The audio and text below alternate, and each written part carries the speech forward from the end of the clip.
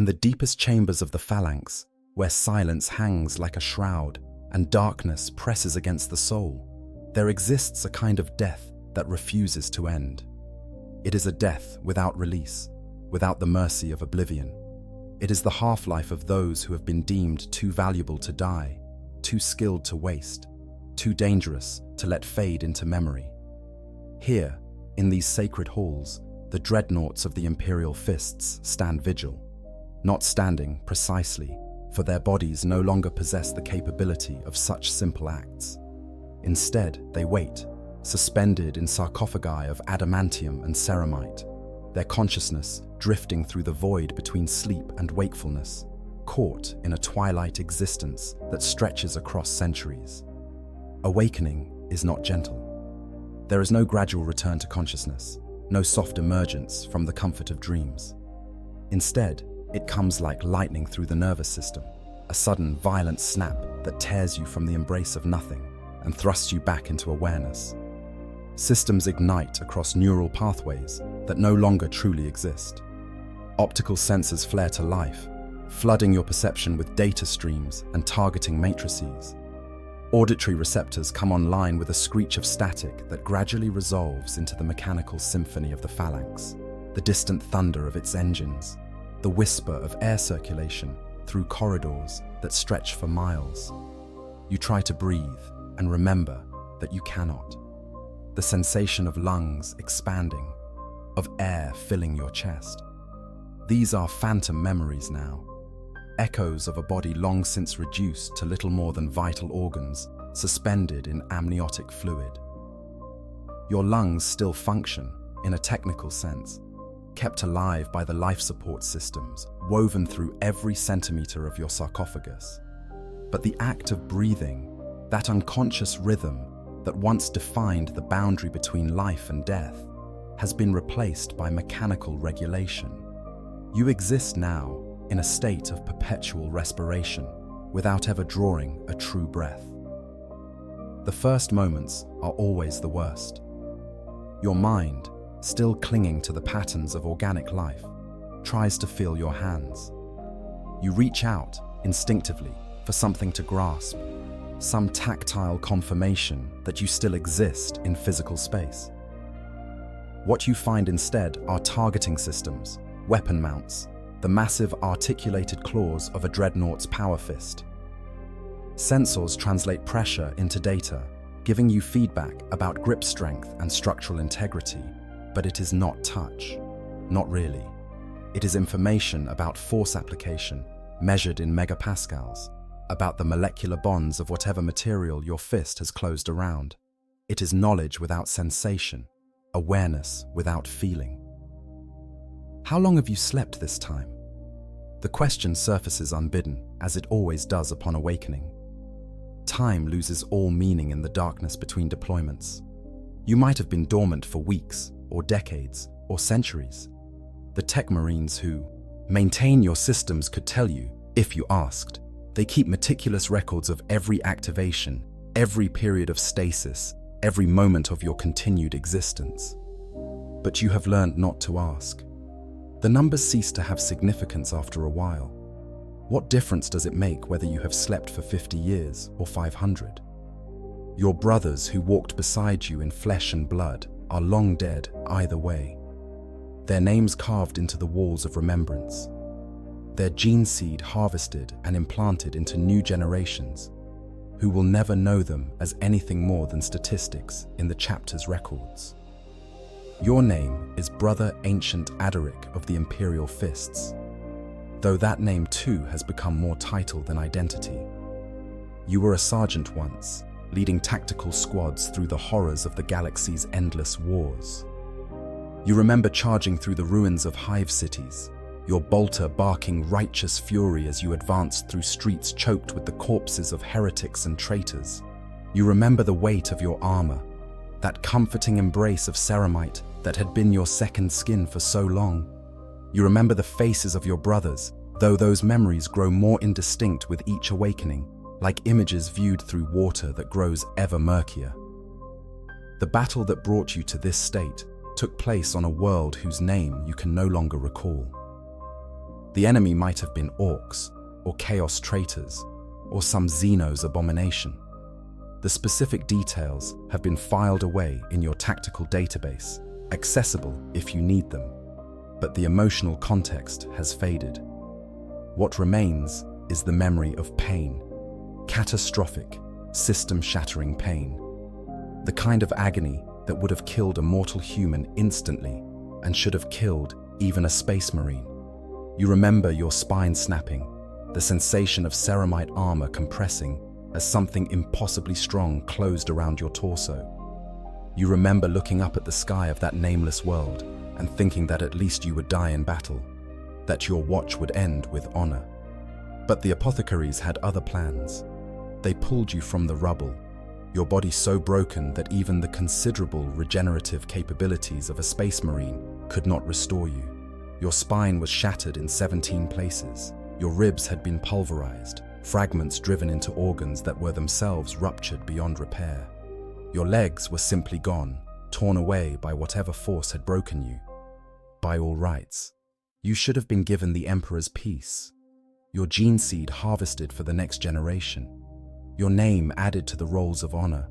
Instead, they made you this. The transformation is not something you remember clearly. Mercy, perhaps, or simply the kindness of the human brain shutting down in the face of trauma, too great to process. What you recall are fragments, disjointed images that surface sometimes in the spaces between sleep and waking. The tech marines gathered around you, their servo arms moving with inhuman precision. The chaplain speaking the rites of entombment, his words promising honor and eternal service. The sensation of everything you were being reduced to its most essential components, flesh stripped away until only the necessary remained. Your brain, your spine, a few vital organs, everything else discarded as no longer needed for what you would become. They lowered what remained of you into the sarcophagus while you were still conscious. You remember that much with absolute clarity. The cold embrace of the amniotic fluid, thick and viscous, filling your remaining lungs, even as life support systems took over the function of breathing. Neural interfaces burrowing into your exposed brain tissue, creating connections that would allow you to interface with the Dreadnought's systems. The moment when your consciousness expanded outward, suddenly aware of the massive mechanical body that was now yours. Where once you had felt fingers and toes, arms and legs, now you felt weapon mounts and stabilizers, targeting arrays and sensor clusters. The transition was not gradual. One moment you were a broken marine, the next you were something else entirely. The chaplain had called it an honor, the highest honor, he said, that the chapter could bestow. To serve beyond death, to fight for the Emperor long after lesser warriors had fallen. Your knowledge, your experience, your tactical acumen, all preserved indefinitely in this walking tomb. You would become a living weapon, a mobile fortress that could turn the tide of battle with your mere presence. Future generations would look upon you with reverence, seeking your counsel, drawing strength from your example. You would be legend made manifest, an ancient of the chapter whose very existence spoke to the Imperial Fist's endurance and determination. But they did not tell you about the loneliness. They did not speak of the long centuries spent in darkness, consciousness suspended in stasis while the galaxy turned without you. They did not warn you that memories would fade, that the faces of brothers you once knew as well as your own would become indistinct and hazy. They did not explain that you would watch generation after generation of Imperial fists rise and fall, each one looking to you for wisdom, while you struggled to remember why any of it mattered. They called it honor, but honor is cold comfort when you are trapped in a metal coffin, unable to feel the warmth of sunlight or the touch of wind, reduced to data streams and targeting solutions. The voice of a tech marine breaks through your contemplation, transmitted directly into your consciousness through the neural link. Brother Ancient Adaric, systems check complete, all functions operating within acceptable parameters. You have been dormant for 33.7 years. Current date is 741, 40th Millennium. The chapter has need of your service. Terror faces threat assessment level. Omega, Last Wall Protocol has been activated. Last Wall Protocol. The words trigger cascades of data through your consciousness, files and records and contingency plans laid down by Rogel Dawn himself in the dark days after the Horus Heresy. The Last Wall is more than just a protocol. It is a promise, a covenant written in the gene seed of every Imperial fist and their successors. Should Terra itself face extinction, should the throne world of humanity stand on the brink of annihilation, then the Sons of Dawn would reunite. The successor chapters, scattered across the galaxy, would answer the call. They would reform the Legion, would become once more what they had been before the Codex Astartes divided them into separate forces. They would stand as they had always stood, as the unyielding wall between humanity and oblivion. The Last Wall has been invoked only once in 10,000 years. During the War of the Beast, when the Orcs brought their massive attack moons to the very doorstep of Terra, when it seemed that the Imperium itself would be drowned in the green tide. The Imperial fists had been all but destroyed on Ardamantua, reduced to a single survivor. Captain Corland, the last son of Dawn, had sent out the call, and from across the Imperium they came. Black Templars, Crimson Fists, Excoriators, Fists Exemplar, Soul Drinkers, Iron Knights, all the scattered progeny of the 7th Legion, answering the summons that their Primarch had encoded into their very existence. That was millennia ago, though you remember it as if it were yesterday. Time loses its linearity when you spend centuries in stasis. Events separated by ages blur together, while moments from your distant past remain crystal clear. You remember the War of the Beast because you fought in it, because you saw the devastation that the Orcs wrought, because you stood on the walls of Terra itself and held the line against enemies who should have been impossible. The Orcs in that war were not the disorganized mobs that the Imperium usually faced. They were organized, disciplined, their boys as large as Space Marines, and their knobs towering over even Terminators. They used tactics, employed strategy, coordinated their assaults with a precision that no greenskin should have possessed. And at their head was the Beast itself, a warboss of such size and power that it had crushed Captain Corland with a single blow. But that was then. Now, the Last Wall Protocol is being activated again, which means something terrible is happening. Something that threatens not just Terra, but the very survival of the Imperium. Your systems begin running diagnostics automatically, checking weapon functionality, power cell charge, structural integrity. Everything reports green. You are ready for war, as you have always been ready, as you will remain ready until the day that something finally destroys you completely. What is the threat, you ask, your voice emerging from the Dreadnought's Vox speakers, as a mechanized growl, barely recognizable as having once been human. The Tech Marine's response comes immediately. Tyrannid Hive Fleet Designation Leviathan, largest tendril encountered to date.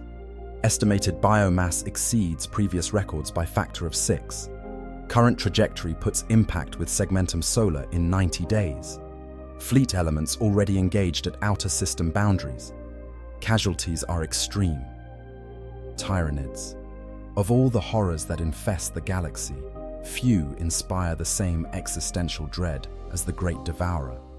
They are not conquerors seeking to rule, or destroyers driven by hate. They are hunger made manifest, an endless appetite that consumes entire worlds and leaves nothing behind but barren rock. They adapt, they evolve, they learn from every encounter and counter every strategy, and they are drawn to Terra like moths to flame, pulled by the psychic beacon of the Astronomicon, that great light that guides humanity through the warp, but also serves as a dinner bell for the hive mind. How many of the successor chapters have answered, you ask? The Tech Marine's response carries what might be hesitation, though it is difficult to read emotion in the flat monotone of Vox communication. All active chapters of The Last Wall answered immediately. Black Templars, High Marshal Aldred brings 3 crusades, approximately 4,000 battle brothers. Crimson Fists, Chapter Master Alexios Pollux, the fourth arrives with 700 Marines.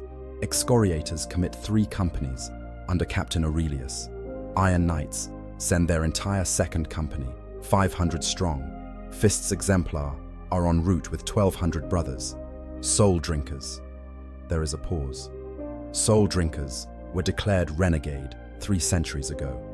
They do not answer. The loss of the Soul Drinkers is a wound in the chapter's honor, though not unexpected. You had heard rumors before your last dormancy of their growing instability, whispers of mutations and heresy. That they have fallen completely is a tragedy, but not one you have time to mourn. What matters now is the coming storm. Thousands of Space Marines gathering to defend Terra, the largest assembly of Dawn's genocide since the Legion's dissolution, and you will be part of it, as you have been part of every great battle, every desperate defense, every last stand that the Imperial fists have mounted across 10,000 years. Status of the Phalanx? The question is perfunctory. You can feel the ancient fortress monastery through your connection to its systems. Sense its vast bulk hanging in orbit above Terra like a second moon. The Phalanx is more than just a ship. It is a relic of the dark age of technology, a vessel so vast that its true size defies easy measurement. Some say it is 30 kilometers long. Others claim distances that boggle the mind. What is certain is that nothing built in the age of the Imperium comes close to matching its scale or capabilities. It is the heart of the Imperial fists, their mobile fortress, their home in the endless void. Phalanx is operating at 73% combat effectiveness, the Tech Marine reports. Recent upgrades courtesy of the Adeptus Custodes have restored systems that had been dormant for millennia. Weapon batteries are charged and tracking targets throughout the system. Void shields at maximum strength. Lord Castellan Garadon commands from the primary command deck. He requests your presence for strategic briefing in approximately 7 hours. 7 hours. Time enough to complete activation protocols, run full weapons diagnostics, review tactical data on Tyranid combat doctrine. Time enough to remember, one more time, what it means to be a Dreadnought of the Imperial fists. You begin the process of disengaging from your stasis cradle, feeling the massive clamps that have held you in place release one by one. Hydraulics hiss as your weight shifts from supported to self-sustaining. Your legs, each one a piston-driven column of reinforced ceramite and adamantium, take your weight without strain. You are approximately 4 meters tall in your current configuration, though you could crouch lower or extend to nearly 6 meters if needed. Your left arm ends in a power fist, a massive gauntlet wreathed in a disruptor field that can tear through tank armor. Your right arm mounts a twin-linked lascannon, capable of vaporizing infantry or punching through the hull of a warship. Additional weapons bristle from your chassis, missile pods and heavy flamers, giving you the firepower of an entire tactical squad concentrated in a single walking fortress. You take your first step in 33 years, servos whining as your massive foot impacts the deck. The sound echoes through the chamber, a deep metallic boom that resonates in your audio sensors. Movement is both familiar and alien. Your mind still remembers walking, that unconscious rhythm of placing one foot in front of another, the shift of weight and balance that once came without thought. But now each step requires conscious direction, commands sent to actuators and hydraulics, adjusting for the massive bulk you carry. It is like learning to walk again, every single time you wake. Though after centuries of practice, the learning process takes only minutes rather than hours. The chamber you occupy is one of dozens in the Hall of Ancients, a vast cathedral-like space deep within the Phalanx where dreadnoughts wait between deployments. The walls are carved with the names of every Marine who has been interred in a dreadnought chassis since the chapter's founding. Thousands of names stretching back through the millennia. Some you knew, brothers who fought beside you in the days when you still had flesh. Others are from ages before your time, legendary warriors whose deeds are recorded in the chapter's most sacred texts. And still others are from the recent past, Marines interred since your last awakening, their names fresh and unmarred by the centuries. As, You move through the hall. You see other sarcophagi, their occupants still dormant. Brother, ancient catafalque, entombed for over 3,000 years, his tactical knowledge so vast that the chapter only awakens him for the most dire circumstances. Sister Ancient Irinia, one of the few female Marines created during an experimental program in M35, her chassis modified to accommodate biological differences. Ancient Castellan Draco, whose sarcophagus bears battle damage from the First War for Armageddon, scars that the Tech Marines have preserved rather than repaired as testament to that apocalyptic conflict. And dozens more, each one a warrior deemed too valuable to let fade into death, each one trapped as you are in this twilight existence between life and oblivion. You wonder, as you often do, if they dream in their dormancy, if their consciousness drifts through memories and phantasms, or if they experience only void, only absence. Your own periods of stasis are inconsistent. Sometimes you descend into darkness and emerge what feels like moments later, though decades have passed. Other times you experience something like dreams, though they are strange and distorted, mixing memories from your flesh life with the mechanical awareness of your current existence. In one recurring dream, you walk through the halls of the phalanx in your old body, feeling the weight of power armor, breathing air that tastes of recycled atmosphere and machine oil. You find your squad waiting for you, their faces clear and distinct. Brother Sergeant Michael, who taught you how to properly aim a bolter. Assault Marine Lucian, always first into the breach. Devastator Hadrian, whose love of heavy weapons was matched only by his terrible sense of humor. They welcome you, ask where you have been, and then you wake, trapped again in your metal prison, and remember that they have all been dead for centuries. The journey to Lord Castellan Garradon's command center takes you through sections of the phalanx you have walked countless times before. The corridors here are broad enough to accommodate dreadnoughts, their ceilings soaring high overhead, decorated with bas-reliefs depicting famous battles from the chapter's history. You pass chapter serfs going about their duties, ordinary humans who serve the Imperial fists with the same dedication as the Space Marines themselves. They stop and bow as you pass, offering prayers and benedictions. To them, you are sacred, a holy relic animated by the Emperor's will. They do not see the prison that your existence has become. They see only legend, only the eternal warrior who serves beyond death. Battle brothers in full armor salute as you pass, their fists striking their breastplates in the traditional gesture of respect. Most of them are young, at least by your standards. Marines who were recruited, trained, and blooded in the decades since you last walked these halls. They look at you with something like awe, seeing in your chassis the embodiment of the Imperial fist's stubborn endurance. You are what they all might become should they suffer wounds grievous enough to warrant interment. The honor they offer you is real, but it is also tinged with something else. Not quite fear, but a recognition of the cost that such honor demands. One young Marine, his armor bearing the markings of a newly promoted sergeant, stares at you with particular intensity as you pass. His face is earnest, determined, full of the righteous certainty that comes from still believing that war is glorious. You remember being that young once. Remember thinking that to die in battle was the greatest honor a Space Marine could achieve. You know better now. Death in battle is mercy. It is clean, final, a clear ending to a life of service. What you have is something else entirely. It is service without end, consciousness without release. The young sergeant does not understand this yet, and you hope that he never will. Lord Castellan Tor Garradon waits for you in the command center, a vast chamber dominated by hololithic displays showing the disposition of forces throughout the solar system.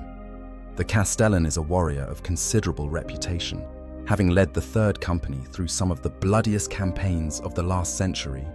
He wears gravis armor, its heavy plates bearing the scars of countless battles. His face is grim, carved from stone it seems, typical of the Imperial fist's dour demeanor. When he sees you enter, he nods in acknowledgement. the respect between warriors who have both bled for the same cause. "Brother Ancient Adaric," he says, his voice carrying the authority of command. "Thank you for answering the summons. I know you were not scheduled for activation for another 2 decades. His words carry an implicit apology. The Tech Marines try to maintain a regular cycle of dormancy and activation, preventing any one Dreadnought from bearing the burden of consciousness for too long.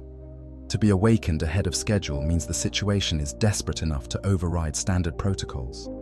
There is no schedule when the last wall is invoked," you reply, your mechanical voice carrying none of the weariness you feel. "What does the Imperium face?" Garradon gestures to the hololithic display, which shifts to show the outer reaches of the solar system. Red icons swarm inward, so numerous they blur into a solid mass. Hive Fleet Leviathan, largest tendril yet encountered. They emerged from the galactic east 6 months ago, consuming everything in their path. 12 systems devoured, estimated biomass increase of 2,000%, and they are heading directly for Terra. You analyze the display with the tactical awareness that centuries of warfare have instilled in your consciousness. The Tyranids are not simply swarming inward. Their approach shows coordination, calculation. Smaller splinter fleets fan out to consume nearby systems, growing stronger even as the main tendril advances. They are stripping the region of biomass, ensuring that the Imperium cannot draw reinforcements from nearby sectors. It is siege warfare on a galactic scale, isolating Terra before the final assault. The strategy bears an intelligence that should be impossible for what the Imperium likes to believe is a mindless hunger. "Fleet disposition?" you ask. Garradon manipulates the display, highlighting friendly forces in blue. They are pitifully few compared to the red tide approaching. Imperial Navy elements from Battlefleet Solar, approximately 200 major warships, and 5 times that in escorts. Space Marine forces from 17 chapters, approximately 8,000 battle brothers total. Adeptus Custodes commit 1,000 guards. Sisters of Silence deploy 3,000 strong. The phalanx itself will serve as command fortress and primary weapons platform. The numbers sound impressive until you compare them to the approaching swarm. The Tyranids outnumber the defending forces by what appears to be a factor of hundreds, perhaps thousands. They will absorb casualties that would break any other force and continue advancing, driven by the inexorable hunger of the hive mind. This will not be a battle that can be won through superior tactics or individual heroism. It will be a grinding war of attrition, victory measured in how many Tyranid organisms can be destroyed before they reach Terra itself. "What is my deployment?" you ask, already knowing the answer. Garradon's expression becomes even grimmer, if such a thing is possible. The phalanx will position itself at the outermost defensive sphere, approximately at the orbit of Jupiter. We will anchor the Imperial line, providing fire support and serving as a rallying point for fleet elements. You and every other activated Dreadnought will deploy to the phalanx's surface batteries, reinforcing our defensive positions. When, not if, the Tyranids attempt boarding actions, you will hold the critical junctions. The phalanx cannot fall. If it does, the inner defenses of the solar system will collapse in hours. It is the assignment you expected, the role that Dreadnoughts have filled since their creation. You are too valuable to waste in simple line combat, too powerful to hold back from the most desperate positions. You will be placed exactly where the fighting is thickest, where the fate of battles hangs in the balance. You will stand in corridors and chambers, your weapons sweeping arcs of destruction, your armor absorbing impacts that would obliterate lesser warriors. And you will hold, because that is what Imperial fists do. You will hold until ordered to withdraw, or until your ammunition is exhausted, or until something manages to crack your sarcophagus open and end your existence finally and completely. Understood, you say, because there is nothing else to say. You are a weapon, and weapons do not question their use. When do we deploy? Assembly is complete within 48 hours, Garradon replies. All last wall elements will be in position within 1 week. Initial contact with Tyranid advanced organisms expected within 2 weeks. This will be the greatest test the Imperial fists have faced since the Horus heresy. We stand as Rogel Dawn taught us to stand, unyielding, unbreakable, the last wall against which all enemies shatter. His words are meant to inspire, to kindle the righteous fury that should burn in every Space Marine's heart.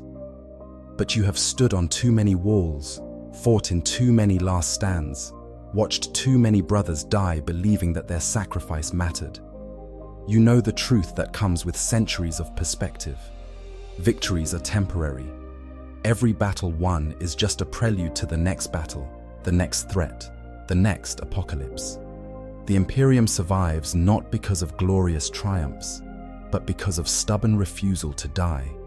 It endures because warriors like you are willing to stand in the fire again and again and again, not because you believe you will win, but because the alternative is unthinkable. But you do not voice these thoughts. Instead, you salute, power fist raised in acknowledgement. The enemy shall find no weakness in our defense, Lord Castellan. The Sons of Dawn will hold the line. Garradon returns the salute, and you turn to leave, the sound of your footfalls echoing through the command center. As you make your way back to the Hall of Ancients, you pass through the Chapel of Remembrance, a vast cathedral space where the chapter honors its fallen. The walls here are covered with names, thousands upon thousands of names, each one a brother who gave his life in service to the Emperor and the Imperium. Some died quickly, cut down in the fury of battle. Others died slowly, holding impossible positions against overwhelming odds. All of them earned the final peace that you have been denied. You stand before the wall bearing names from your own era, searching for the brothers you once knew. There, carved in Gothic script that will endure long after you finally fall, Brother Sergeant Michael, killed in action on Geist 7 during the Voruk incursion. Assault Marine Lucian died holding a bridge against Orc invaders on Rin's world. Devastator Hadrian lost with all hands when his transport was destroyed during the Battle of Badab. They are all gone, all at peace, while you remain. They fought their battles and earned their rest. You fight on, denied even the dignity of a name on this wall. Sometimes you wonder what Rogel Dawn would think of what his legion has become. Would he approve of the Dreadnought program, of warriors kept in service centuries beyond any reasonable limit? Or would he see it as you sometimes see it, as a kind of torture dressed in the language of honor? Dawn was many things, stubborn and unyielding among them, but he was also practical. He understood the value of sacrifice, yes, but he also understood that some costs were too high. Would he look at you, at all the ancients waiting in darkness, and see strength? Or would he see what you suspect is the truth, that this is simply another way in which the Imperium has forgotten mercy in its endless desperation? But Dawn is gone, dead for 10,000 years if the stories are true, and the Imperium he fought to preserve has become something he might not recognize.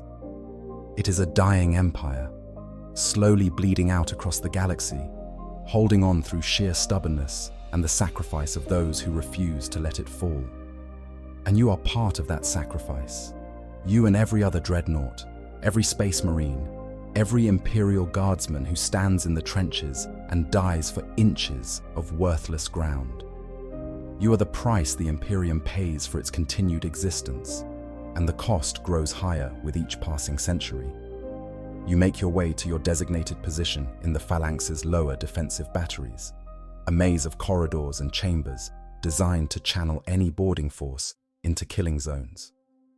The Tech Marines have prepared hardpoints for you, locations where your Dreadnought chassis can be secured to provide maximum fields of fire while minimizing your exposure to return fire. You test the positioning, running through combat scenarios in your tactical database. The corridors are wide enough for Tyranid warrior forms to advance 3 abreast. The ceilings are high enough for winged organisms to maneuver. There are ventilation shafts that could admit smaller bioforms, maintenance conduits that would need to be sealed.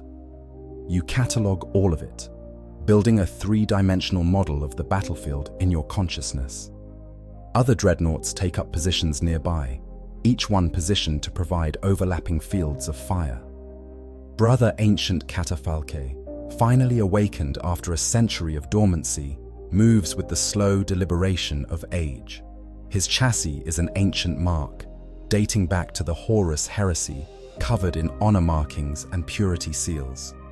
Sister Ancient Arinia positions herself at a junction that would be critical if the Tyranids penetrated this deep into the phalanx. Her weapons are configured for close-range devastation, heavy flamers and frag launchers that will turn corridors into hellscapes of fire and shrapnel. Ancient Castellan Draco takes the rearmost position, his tactical wisdom making him the ideal reserve to redirect as the battle develops. You exchange vox messages with them, brief acknowledgements that carry the weight of shared experience.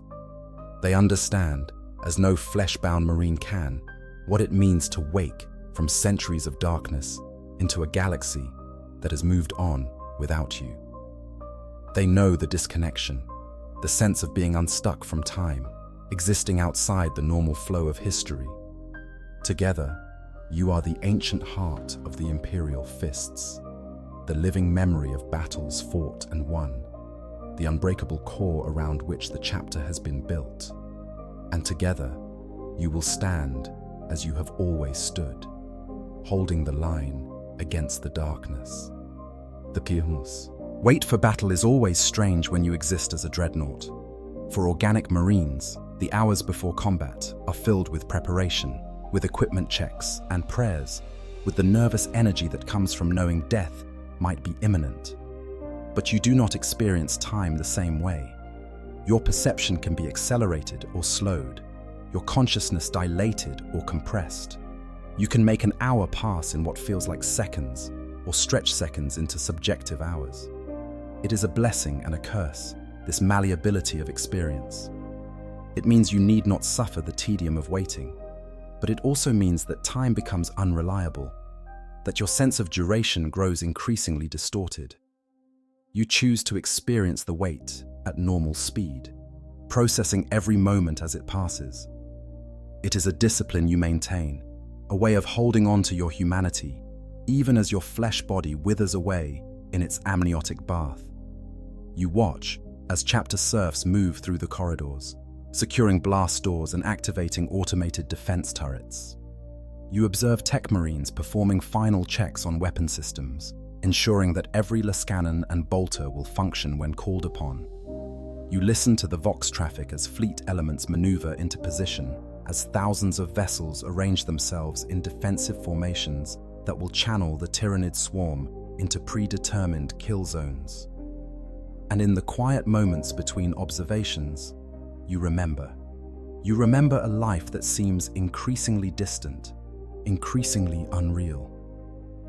You remember joining the chapter as a young initiate, barely more than a child, taken from the recruiting worlds and transformed into something more than human. You remember the agony of the implantation process, the genetic modifications that rewrote your biology, the psychological conditioning that turned you into a weapon. You remember your first battle, the shock of actual combat after years of training, the realization that war was nothing like the glorious tales suggested. You remember earning your first campaign honor, the fierce pride you felt when your sergeant commended your performance. Those memories feel like they belong to someone else now. The boy who became a space marine, the marine who rose to sergeant, the sergeant who was nearly killed and chosen for this supposed honor. They are all you, but they also are not. You have changed so fundamentally that continuity of identity becomes questionable. Are you still Adaric, or are you simply a collection of Adaric's memories piloting a war machine?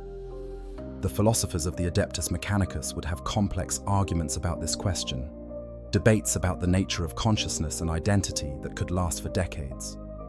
But you are a warrior, not a philosopher, and such questions serve no practical purpose. You exist. You fight.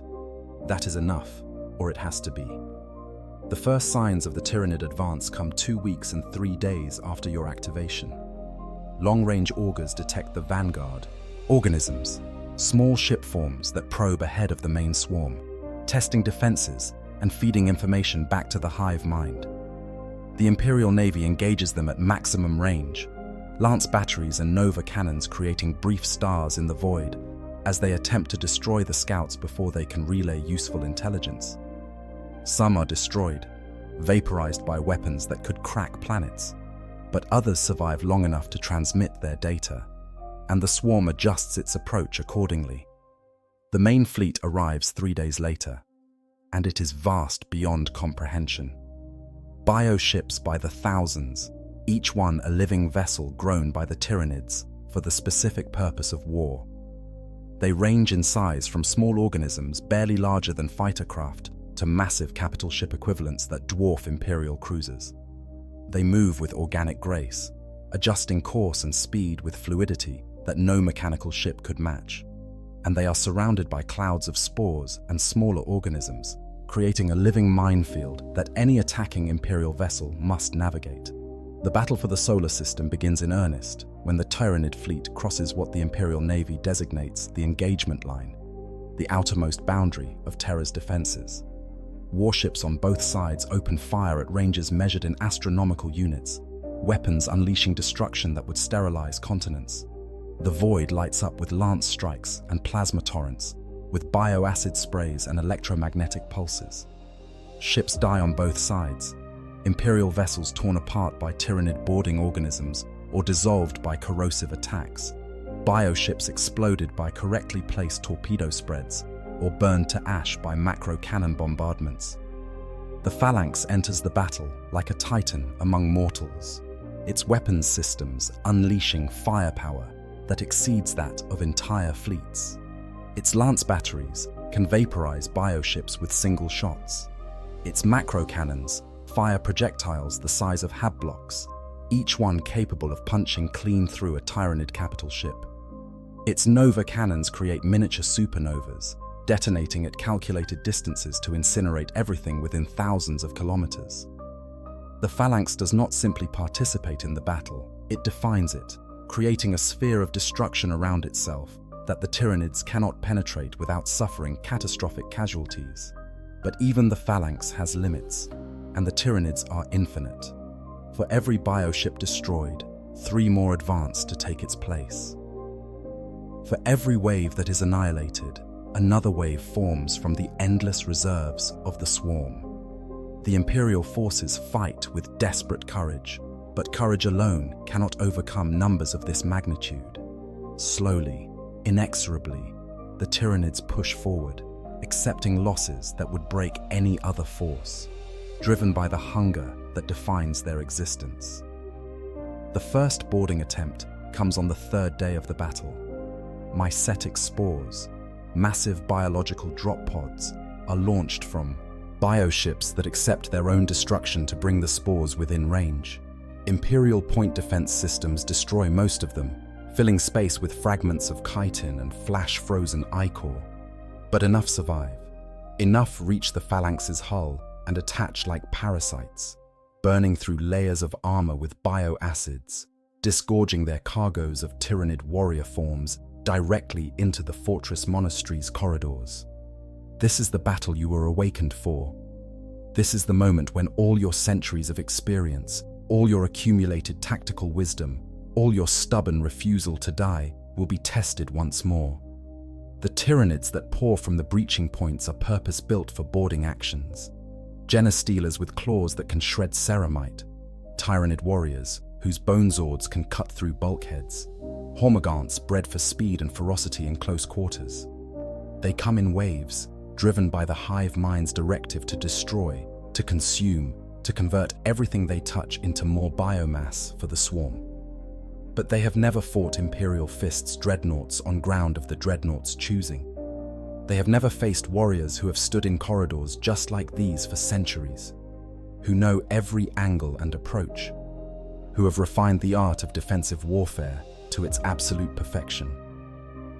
The Tyranids charge forward with mindless hunger, and they die in fire and fury. Your lascannons speak first, twin beams of coherent light, that vaporize the first wave of hormagaunts before they can even register your presence. The creatures simply cease to exist, reduced to ionized gas by weapons designed to kill armored vehicles. Behind them, Tyranid warriors attempt to take cover, but there is no cover in these corridors, not from weapons like yours. Your targeting systems track multiple threats simultaneously, prioritizing based on danger assessment, and your weapons respond with mechanical precision. Another burst of Lascanon fire, and a Tyranid warrior's torso explodes, its bioplasma spraying across its companions. Your heavy flamers engage, filling the corridor with promethium-fueled flames that turn Keaton to ash and boil Tyranid ichor in their veins. The Tyranids adapt. Of course they adapt. That is what they do, what makes them so dangerous. The hive mind processes the casualties, identifies the threat you represent, and redirects forces to neutralize you. Larger organisms push forward, carnifexes, whose bioarmor can absorb Lascanon hits, tyrannofexes, whose rupture cannons can threaten even Dreadnought armor. They advance through the corpses of their smaller kin, accepting the casualties as the price of reaching you. A carnifex charges, its massive bulk filling the corridor, crushing the bodies of its own dead underfoot. Your tactical systems calculate intercept timing with nanosecond precision. You wait until it is in optimal range, until there is no possibility of missing, and then you fire. Not with your Lascanons this time, but with your power fist. The massive gauntlet swings forward with all the force that hydraulics and your Dreadnought's mass can generate, connecting with the Carnifex's skull with an impact that generates a shockwave felt through the deck plating. The disruption field around your fist tears apart molecular bonds, and the Carnifex's head simply disintegrates, reduced to its component atoms. Its body, driven by residual nervous system impulses, takes 2 more steps before collapsing. But the Carnifex was just the vanguard. Behind it comes something worse. A Tyranid prime, a synapse creature that coordinates the swarm's actions, its intellect a direct extension of the hive mind itself. It moves with purpose rather than instinct, analyzing your position, calculating angles of attack. It directs smaller organisms to flank you, using them as shields while it maneuvers for a killing strike. This is what makes Tyranids truly dangerous. Not their individual strength, but their coordination, their ability to operate as a single organism with millions of components. Your response is immediate and overwhelming. You have fought synapse creatures before. Know that they must be eliminated as quickly as possible, or they will turn a mindless swarm into a coordinated military force. Your weapon systems achieve full lock, targeting solutions calculated and verified. Your Lascanons fire in rapid sequence, not at the prime itself, but at the smaller organisms it is using for cover, vaporizing them and removing its protection. The prime realizes its danger too late, attempts to retreat, but there is nowhere to retreat to in these corridors. Your missile pods acquire target, fire a salvo of crack missiles that streak down the corridor and impact the prime's thorax. The explosion tears through bioarmor that has evolved to withstand most Imperial weapons, and the prime collapses, its synaptic connection to the swarm severed. Without the prime's coordination, the remaining Tyranids revert to instinct, throwing themselves at your position without strategy or planning. It makes them easier to kill, but no less dangerous. Their sheer numbers threaten to overwhelm your position through attrition, if nothing else. You continue firing, weapon systems cycling through their targeting priorities with inhuman efficiency. Lascanon, heavy flamer, missile pod, power fist. Each weapon has its optimal range and target type, and you switch between them with fluid precision, always using the right tool for each threat. Brother Ancient Catafalca voxes a warning. His position is under assault from a different direction, multiple Trigons burrowing up through the deck plating to attack from below. Sister Ancient Irinia redirects to support him, her heavy flamers filling the breaches with fire that burns Tyranid flesh and prevents more organisms from emerging. Ancient Castellan Draco coordinates the defense, his centuries of tactical experience allowing him to predict Tyranid assault, patterns and reposition forces to counter them. Together, you are an unbreakable line, a wall of ceramite and adamantium, and absolute refusal to yield. The battle continues for hours, then days. Time loses meaning in the constant rhythm of combat. Fire, target, fire again. Monitor ammunition levels, manage heat buildup, request resupply when necessary. The tech marines move through the battle zone when they can, carrying fresh ammunition and performing emergency repairs, their servo arms working even as they fight off tyrannid organisms with their own weapons. Chapter serfs follow behind them, hauling massive drums of bolter shells and promethium tanks, their merely human strength augmented by servitor assistance and sheer determination. You watch them with something that might be admiration. These humans, fragile and vulnerable compared to space marines, continue to serve, even knowing that a single strike from a tyrannid creature would kill them instantly. They could retreat to safer areas of the phalanx, could hide in the armored citadels where non-combatants shelter during battle. Instead, they choose to be here, in the most dangerous corridors, ensuring that you and your battle brothers have the supplies needed to continue fighting. Their courage shames you, in a way. They face death knowing it will be permanent, that there is no sarcophagus waiting to preserve their consciousness, no chance at continued service. They have one life to give, and they give it willingly. A serf dies 3 meters from your position, a Genestealer's claws punching through his armored vest and into his chest. You vaporize the Genestealer immediately, but it is too late for the serf. He slumps against the corridor wall, blood spreading across the deck plating. His last act is to push the ammunition crate he was carrying toward you, ensuring that his mission is complete even as his life ends. A tech marine retrieves the body when there is a lull in the fighting, carrying it with reverence to wherever the dead are being laid out for final rites. The serf's name is added to the rolls of honor, another Imperial citizen who gave everything in service to the Emperor. The assault on your section of the phalanx finally breaks after 72 hours of continuous combat. The Tyrannids withdraw, pulling back to regroup and redirect forces to other attack vectors. You stand in a corridor ankle-deep in Tyrannid corpses, your armor scored and pitted by acid and bioweapons, your ammunition reserves depleted to 30%. Around you, the other dreadnoughts are in similar condition, their chassis bearing the marks of intense combat, their weapon systems glowing with waste heat. But you have held. Not a single tyrannid organism has passed your position. The breach they created has been contained, the section sealed, and tech marines are already working to repair the hull damage and restore defensive systems. Lord Castellan Garadon voxes commendations to all defensive positions. The phalanx stands. The enemy has been repelled from all critical zones. Casualty assessment is ongoing, but preliminary reports indicate acceptable losses. All defensive positions will maintain current status. Resupply and reinforcement protocols are active. The next assault will come within 18 hours. Make ready. His voice is steady, unshaken by the carnage that has filled the phalanx's corridors. This is what it means to be Imperial fists. To stand against impossible odds, take catastrophic casualties, and consider the result acceptable if the line held. Acceptable losses. The phrase rings hollow in your consciousness. Acceptable to whom? The chapter will rebuild, will recruit new initiates to replace those who fell. The tech marines will repair the damage, restore the systems. In time, the evidence of this battle will be scrubbed away, reduced to statistics in combat reports and names on memorial walls.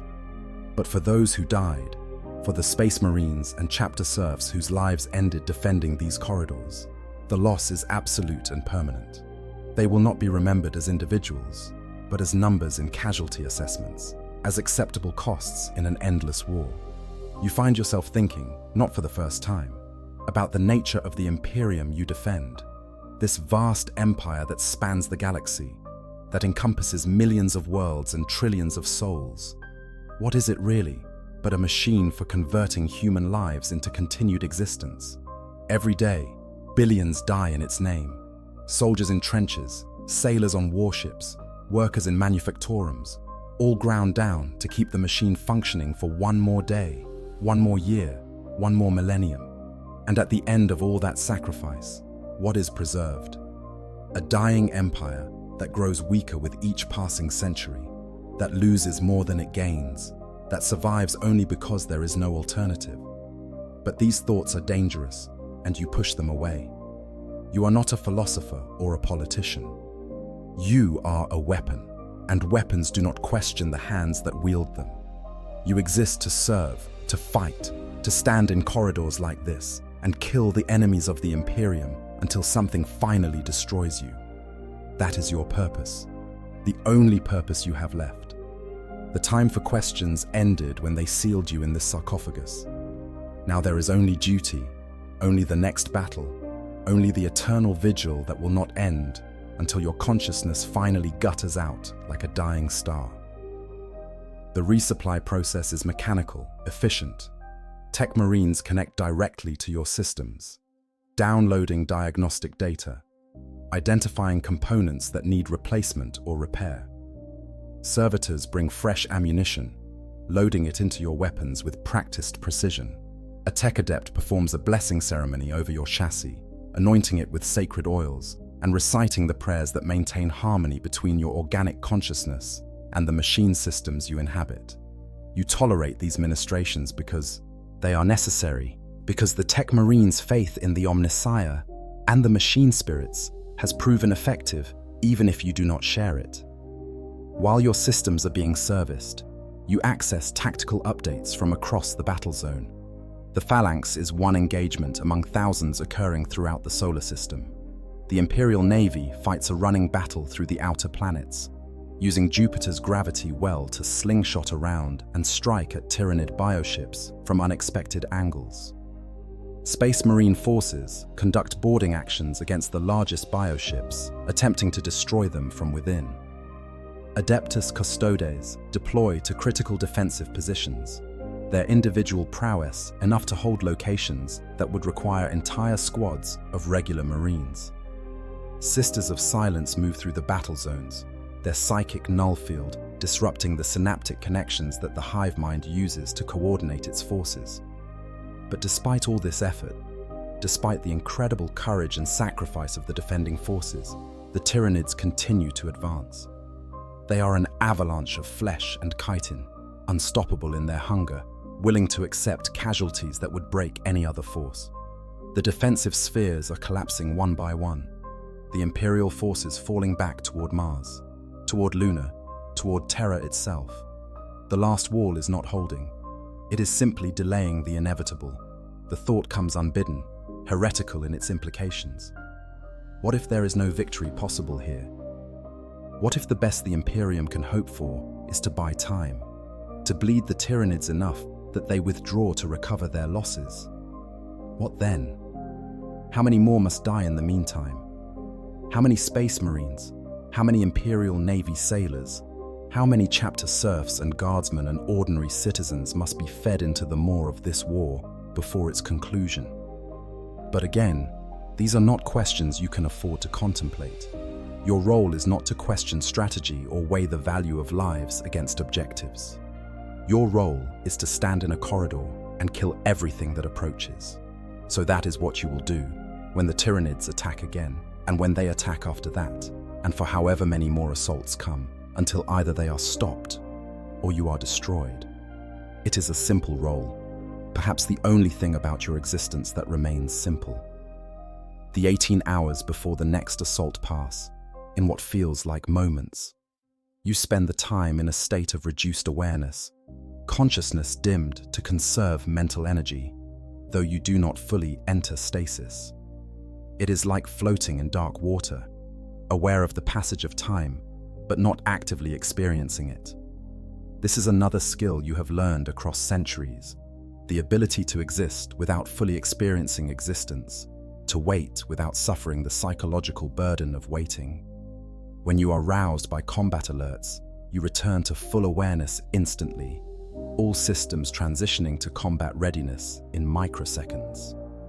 The Kitan Tyranids are attacking again, this time with even greater force than before. The hive mind has analyzed the phalanx's defenses, identified weaknesses, and adapted its strategy accordingly. The assault comes from multiple vectors simultaneously, attempting to spread the defenders too thin to maintain their interlocking fields of fire. This time, the Tyranids bring something new to the battle. Lictors, specialist organisms designed for infiltration and assassination. They have somehow penetrated deeper into the phalanx than should be possible, bypassing the outer defensive lines entirely. You receive Vox warnings of their presence in your sector, reports of ambushes and sudden attacks that have caught even veteran Space Marines by surprise.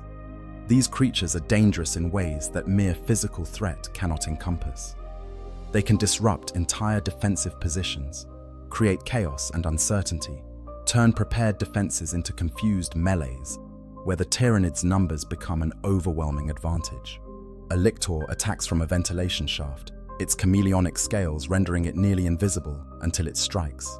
Its rending claws target a tech marine, working on Sister Ancient Irinia's systems, attempting to decapitate him with a single blow. But the tech marine is Astartes, his reaction time measured in fractions of seconds.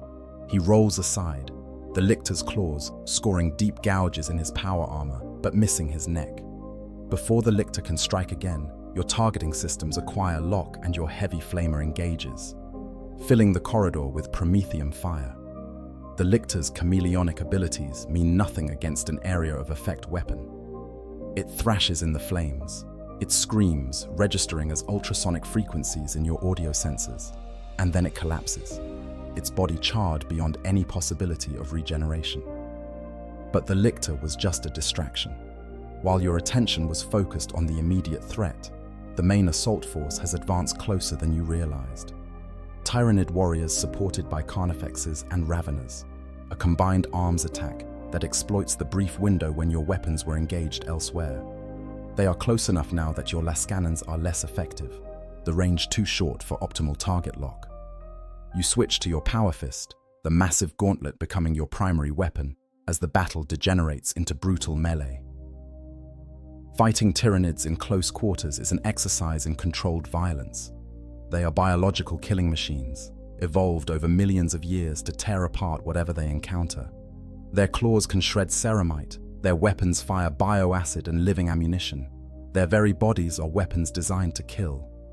But you are Imperial fists, and you have been training for melee combat since the chapter's founding. Every blow you throw is precisely calculated, every movement optimized for maximum efficiency. Where the Tyranids rely on instinct and hunger, you rely on 10,000 years of accumulated martial knowledge. Your power fist connects with a Tyranid warrior's thorax, the disruption field tearing apart the creature's bio-armor and pulping the organs beneath. Before the warrior has fully collapsed, you are already turning, tracking the next threat, your chassis rotating with surprising agility for something of your size. A Carnifex attempts to gore you with its crushing claws, but you step inside its reach. A maneuver that should be impossible for something as large as a Dreadnought, but which you execute with the precision of long practice. Your power fist drives upward, punching through the Carnifex's lower carapace and into its body cavity, finding the critical organs that sustain its massive bulk. The creature dies standing, its nervous system taking several seconds to realize that it is already dead. Around you, the other Dreadnoughts fight with similar ferocity. Brother Ancient Catafalque moves with the inexorable patience of age, his every action economical and precise. He does not waste ammunition or energy on anything except killing blows. Sister Ancient Irinia fights with controlled fury, her heavy flamers creating a wall of fire that nothing can penetrate. Ancient Castellan Draco coordinates the defense from his position, his Vox transmissions directing reinforcements and identifying threats before they can fully develop. And supporting all of you are the flesh and blood battle brothers of the Imperial Fists, tactical squads and assault squads and devastator squads, all fighting with the stubborn determination that has defined the chapter since Rogel Dawn first took command. They fill the gaps in your defense, cover angles you cannot engage, Finish enemies that your weapons merely wound. They die in the process, of course. Space Marines are not invincible, and even power armor cannot protect against every threat.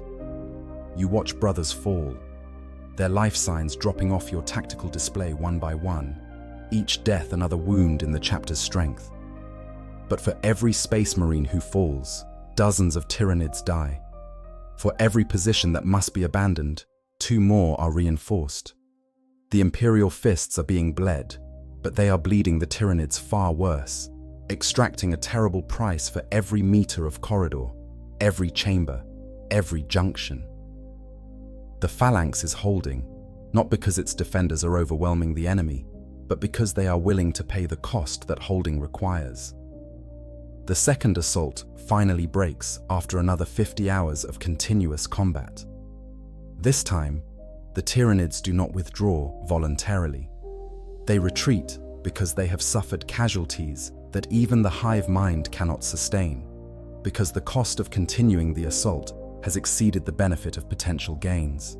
The corridors are choked with Tyranid corpses, the dead piled so deep in some places that they create barriers that must be cleared before the position can be properly secured. The stench of alien ichor and burned promethium is so thick that even your filtered sensors register it, a chemical signature that will take weeks to fully clean from the Phalanx's atmosphere. You stand in the aftermath, your chassis so covered in Tyranid blood and ash that your original yellow livery is barely visible.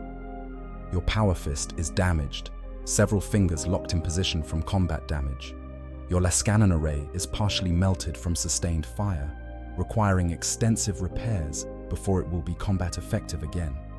Your ammunition reserves are at 12%, critically low, but enough for emergency defense if another attack comes before resupply can be completed. Lord Castellan Garadon's voice comes across the Vox network, and for the first time, you can hear strain in it, the weight of days of continuous combat, beginning to tell even on a Space Marine's considerable endurance. All positions, status report, damage assessment, casualty counts. We need numbers, brothers. We need to know what we have left. The reports come in from across the Phalanx, and the numbers are sobering. 37 Space Marines killed in action, 19 more so critically wounded that their return to combat status is measured in months rather than weeks. 643 chapter serfs dead. Extensive structural damage to 3 primary defensive zones. Multiple weapon systems offline or operating at reduced capacity. The Phalanx has held, but the cost has been severe. And outside, in the void beyond the Phalanx's hull, the battle continues. The Imperial Navy is being slowly overwhelmed, warships dying faster than they can inflict equivalent damage on the Tyranid bioships. The defensive spheres have collapsed to within the orbit of Mars.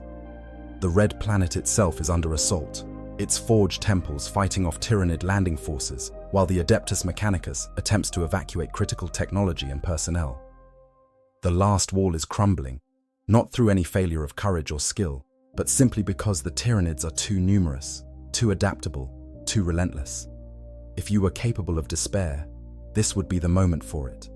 But despair is a luxury that requires hope, and you abandoned hope long ago. You exist in a state beyond such emotions, focused entirely on the next moment, the next threat, the next battle. Hope would be a distraction. Fear would be a weakness.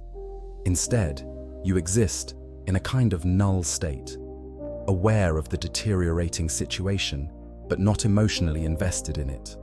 You will fight, because fighting is what you do. You will hold your position, because the alternative is unthinkable. And if the Phalanx falls, if Terra itself falls, then at least you will fall with them, finally achieving the true death that has been denied you for so long. But Garadon is not ready to concede defeat. None of the Imperial fists are. To do so would be to betray everything that Rogel Dawn built, everything that the chapter has stood for across 10,000 years. The whole Vox network crackles with orders, with planning, with the stubborn refusal to yield that defines the Sons of Dawn. New defensive positions are being established. Reinforcements are being requested from Terra itself. The custodians are committing more forces, stripping the Imperial Palace of Guards to bolster the Phalanx's defense. Even the Sisters of Silence are deploying in force, their presence disrupting the synaptic links that allow the hive mind to coordinate effectively. And in the deepest chambers of the Phalanx, in sanctums that have not been opened in millennia, ancient weapons are being awakened.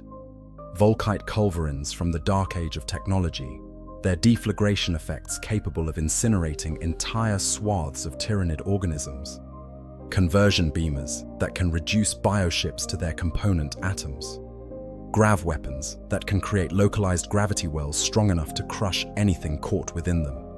The Phalanx is revealing secrets that have been hidden even from most Imperial fists, deploying weapons that the Mechanicus barely understands, let alone can reproduce. You are moved to a new position, one closer to the Phalanx's core, where the most critical systems are housed. This is the absolute last line of defense, the position that must be held regardless of cost. If the Tyranids reach this far, the Phalanx is effectively lost. So this is where the most powerful defenders are positioned.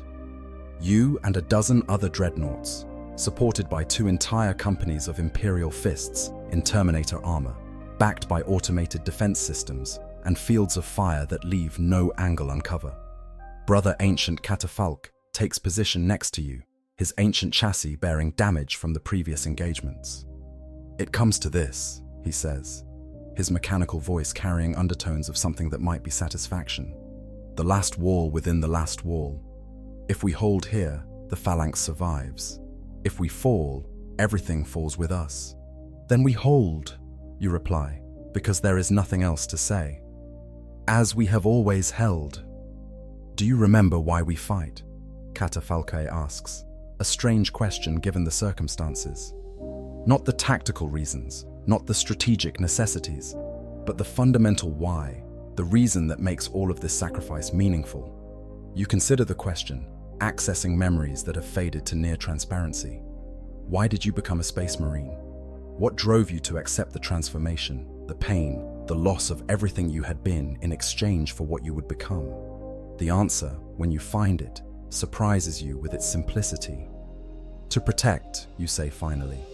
Everything else is secondary. The glory, the honor, the service to the Emperor, all of that came later. But at the core, we fight to protect, to stand between the innocent and the darkness, to be the wall that does not break. Yes, Catafalque agrees. And we are still that wall, even now, especially now. Every tyrannid organism we destroy here is one that will never reach Terra, will never devour the billions who live there in ignorance of how close they came to extinction. They will never know our names. They will never understand what we sacrificed. But they will live, and that is enough. His words should be inspiring, should kindle some righteous fury in your consciousness. Instead, they make you feel ancient and tired. How many times have you stood on this wall? How many battles have you fought?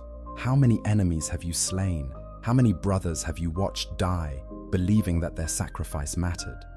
The answer is countless, uncountable, a number so large that it has lost all meaning. And you will stand on this wall again and again and again, for as long as your consciousness persists and your weapons can fire. Because the alternative is unthinkable. The third assault comes with no warning. The Tyranids have learned that their telegraphed attacks give the defenders time to prepare. So this time, they launch their assault with every unit simultaneously, overwhelming the Phalanx's sensor arrays through sheer numbers. Thousands of mycetic spores impact the hull within seconds of each other, their acid burning through armor, their cargoes of warrior forms pouring into breached sections faster than the automated defenses can respond. This time, the Tyranids penetrate deep enough to reach your position. They come through ventilation systems and maintenance conduits, through blast doors that have been torn from their moorings, through paths that should not exist, but which their bioacids have created. They come in numbers that beggar comprehension, a living tide of claws and teeth, and hunger that fills every corridor, every chamber, every available space with alien flesh. And you meet them with fire and steel and absolute refusal to yield. Your weapons achieve a rhythm that transcends conscious thought, cycling through targets with machine-like precision because that is what you are now, a machine with a human mind guiding it. Lascanan fire vaporizes Tyranid warriors. Your power fist pulps carnifexes. Heavy flamers turn advancing hormagaunts into ash. Missile pods saturate approaching formations with frag warheads that shred chitin and burst organic bodies. You fight without pause, without rest, without mercy, because mercy is something you can no longer afford.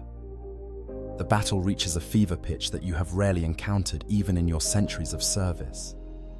The Tyranids are not simply attacking. They are committing everything they have to this assault, throwing their forces forward with complete disregard for losses. They understand, as the defenders understand, that this is the decisive moment. If the phalanx falls, Terra's defenses collapse.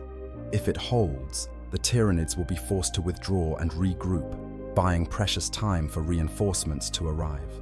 A hive tyrant enters the battle, a massive synapse creature whose very presence amplifies the hive mind's control over lesser organisms. It directs the swarm with terrifying efficiency, coordinating attacks that exploit every weakness in the Imperial defense. Where before the Tyranids attacked with instinct and hunger, now they move with purpose and intelligence. Warriors provide covering fire, while carnifexes advance. Genestealers flank through alternate routes while Raveners tunnel up from below. It is combined arms warfare executed with precision that most human commanders could not achieve. But you are Imperial fists, and you were born for this. Lord Castellan Garadon voxes targeting data, marking the Hive Tyrant as priority target 1. Every weapon that can reach it shifts fire, concentrating firepower that could level cities on a single organism. The Tyrant's bio-armor, evolved over millions of years to resist damage, proves inadequate against weapons designed to crack fortresses. Lascanan beams punch through its carapace. Missile strikes shatter its limbs. Bolter rounds, thousands of them, overwhelm its regenerative capabilities. And still it fights, its massive sword limbs cleaving through terminators, its bioplasma weapons melting ceramite and flesh with equal ease. You manage to close with it, your dreadnought bulk forcing through the press of smaller organisms, trampling them underfoot in your advance. The Hive Tyrant sees you coming, recognizes the threat you represent, and turns to meet your charge. Your power fist swings. The Tyrant blocks with one sword limb, and the impact generates a shockwave that staggers both of you. You swing again and again, each blow met and parried, while around you the battle rages with apocalyptic intensity. The Tyrant is fast, faster than anything of its size should be, its reflexes enhanced by the hive mind's direct control. But you are faster, your reaction times measured in nanoseconds, your movements guided by tactical algorithms refined over centuries. You feint high, the Tyrant blocks, and your real attack comes low, your power fist driving into its thorax with enough force to crack its carapace. The disruption field does the rest, tearing apart the Tyrant's internal organs, and the massive creature collapses. With the Hive Tyrant's death, the swarm's coordination falters. The lesser organisms revert to instinct, their attacks losing the precision that made them so dangerous. The Imperial fists capitalize immediately, their counterattack driving the Tyranids back, reclaiming lost positions, sealing breaches. The tide of battle, which had seemed to favor the swarm, turns decisively in favor of the defenders. But the cost has been horrific. More than half the Terminators are down, their armor breached, their bodies consumed by Tyranid bioweapons. 3 dreadnoughts have fallen, their sarcophagi cracked open. The pilots finally granted the death they have been denied for so long. Hundreds more, chapter serfs are dead, their bodies scattered throughout the corridors they died defending. The phalanx itself has suffered catastrophic damage, entire sections open to vacuum. critical systems offline or destroyed. Yet it holds, damaged, bleeding, pushed to the very edge of failure, but still standing, still fighting, still defiant in the face of extinction. This is what it means to be Imperial fists, to stand when any rational assessment would counsel retreat, to fight when any reasonable being would surrender, to endure what should be unendurable through sheer bloody-minded stubbornness. The Tyranids withdraw from the phalanx entirely, pulling back to their bioships, reassessing their strategy. The hive mind has learned that the fortress monastery cannot be taken through direct assault, that the cost in biomass exceeds the potential benefit. It will try different approaches, perhaps attempting to isolate and destroy the phalanx through fleet action, perhaps redirecting forces to attack softer targets elsewhere in the system. But for now, for this moment, the immediate threat has passed. You stand in a corridor that has become a charnel house, knee-deep in Tyranid corpses, your chassis so damaged that your movement is restricted to essential systems only. Your Lascannons are completely melted, unusable until replaced. Your power fist is locked in a closed position, the hydraulics frozen from damage. Your armor has breached in a dozen places, though the critical sarcophagus containing your organic remains appears intact. You have fought for 79 hours, with only brief pauses for emergency resupply. By any reasonable standard, you should be destroyed, your systems failed, your consciousness finally extinguished. Instead, you stand, wounded but unbroken, damaged but defiant, the wall that did not fall.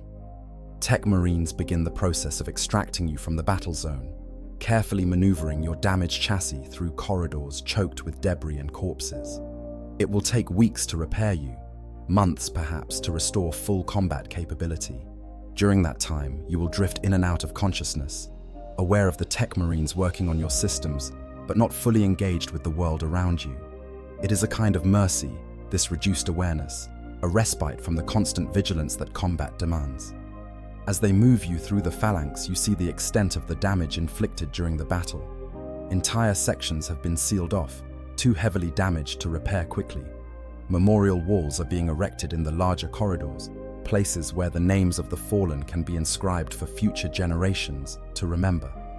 Chapter serfs work to remove the Tyranid corpses, a task that will take months given the sheer volume of alien dead.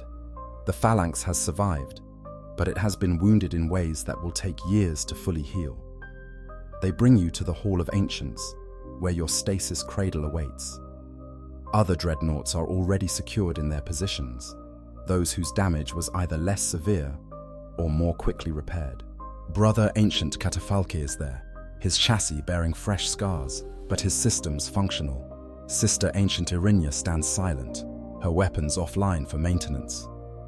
Ancient Castellan Draco's position is empty, his sacrifice memorialized in the battle honors already being inscribed on the hall's walls.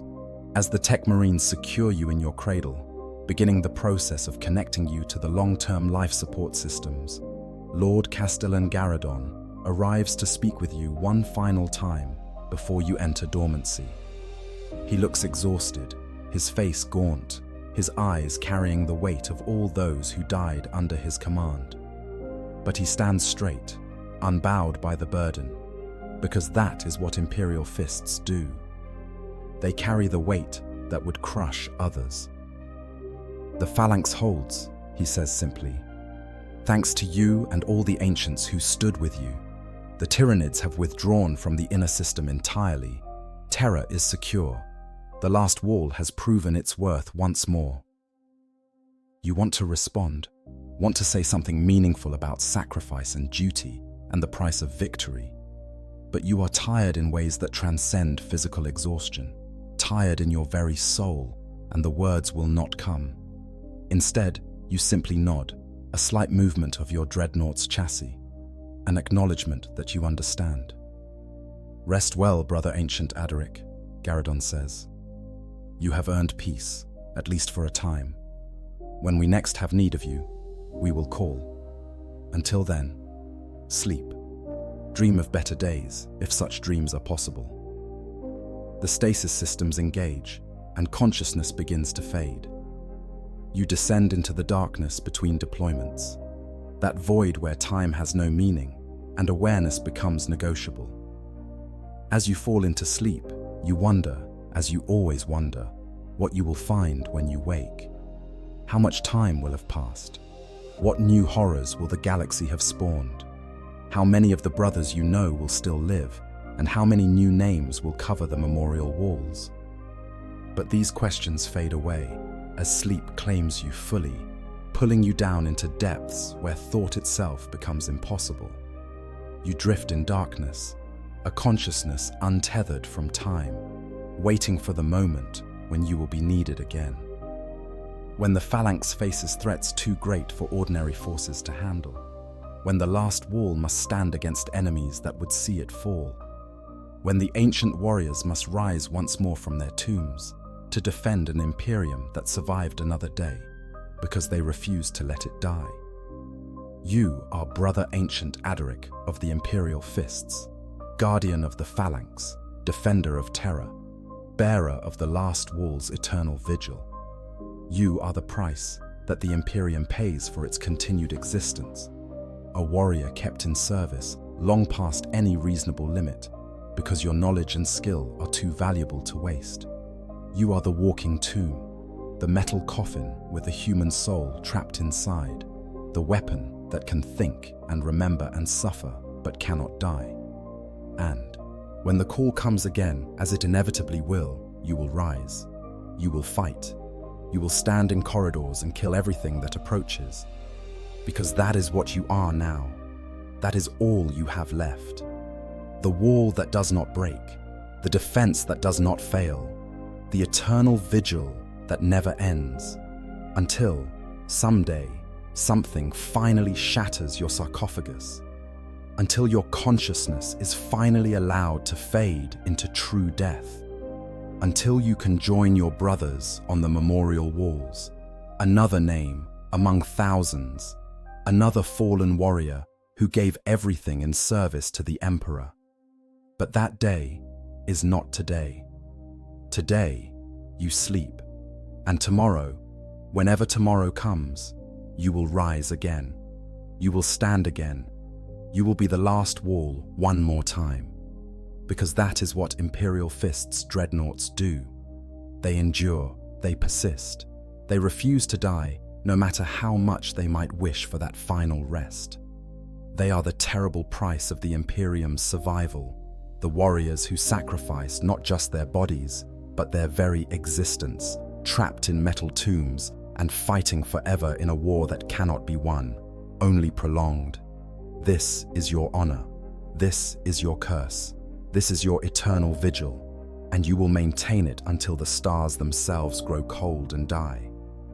The darkness of stasis finally claims you completely, and consciousness fades to nothing. You drift in the void, timeless and ageless, waiting for the moment when you will be needed again. The Hall of Ancients grows quiet as the last of the Dreadnoughts enter dormancy. Their vigil paused, but never ended. Above, the phalanx orbits terror, its massive bulk a silent promise that the Imperium's defenders still stand ready. The last wall endures. The Sons of Dawn maintain their watch. And in the depths of the fortress monastery, the ancients sleep their troubled sleep, dreaming whatever dreams are possible for those who exist between life and death. The Imperium survives another day, and the price of that survival is paid, as it always is, by those who have given everything and will give everything again when called upon. The Dreadnoughts of the Imperial Fists, eternal guardians, undying sentinels, the last wall that will never fall as long as one consciousness remains to guide one weapon. This is their burden. This is their sacrifice. This is their endless war.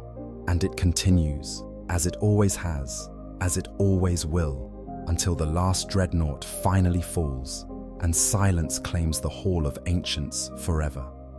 If you enjoyed this deep dive into the life of an Imperial Fists Dreadnought, please like this video and subscribe for more Warhammer 40k lore content. Let me know in the comments what aspect of the Imperial Fists you'd like to explore next. Thanks for watching, and remember, in the grim darkness of the far future, there is only war.